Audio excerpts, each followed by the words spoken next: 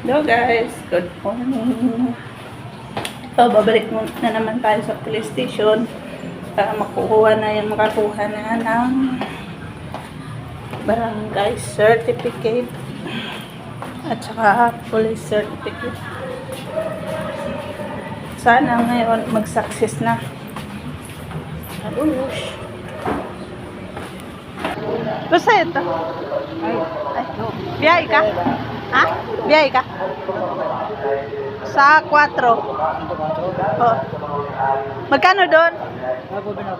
Ha? 50. Magkano? 10 na. 60?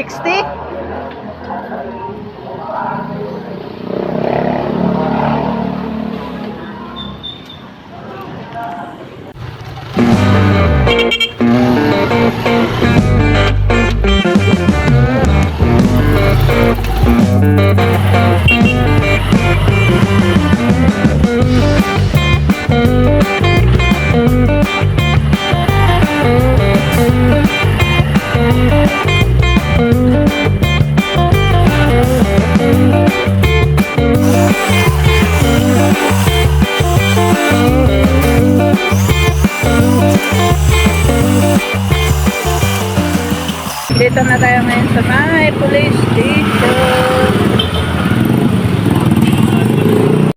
Okay, dito pala siya sa may labas.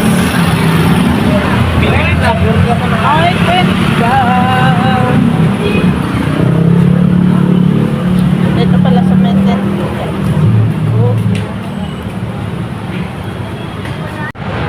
dito yung waiting area ng kumukuha ng police clearance.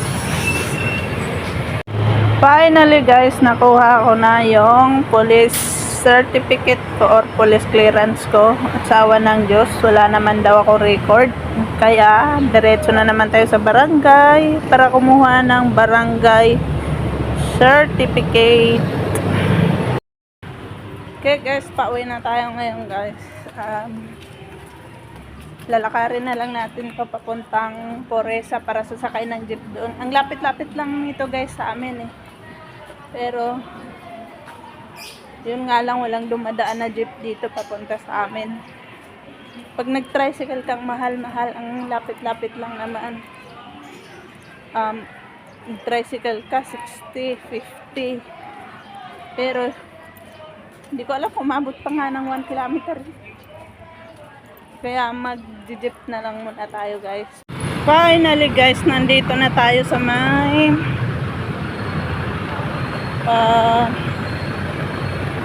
Ramon Magsaysay or Poresa at dito na yung sakayan ng jeep. Lapit-lapit na lang nito guys sa amin. No? Pwede na lang lakarin pero sasakay ako.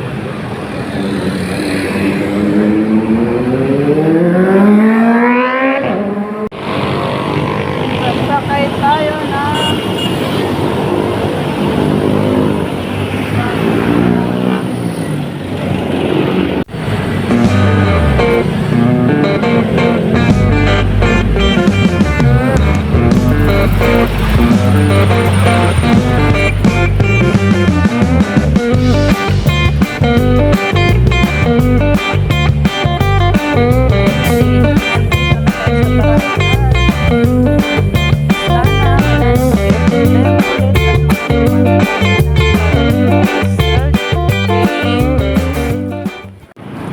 finally, nandito na tayo sa barangay.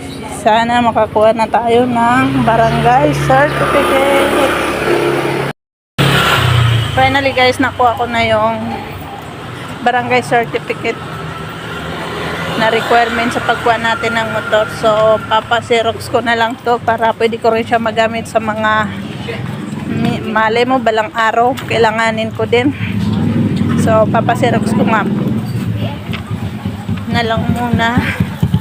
Siya nga pala guys, maraming salamat sa panonood ng mga videos ko. Thank you so much. Babus! To be continue!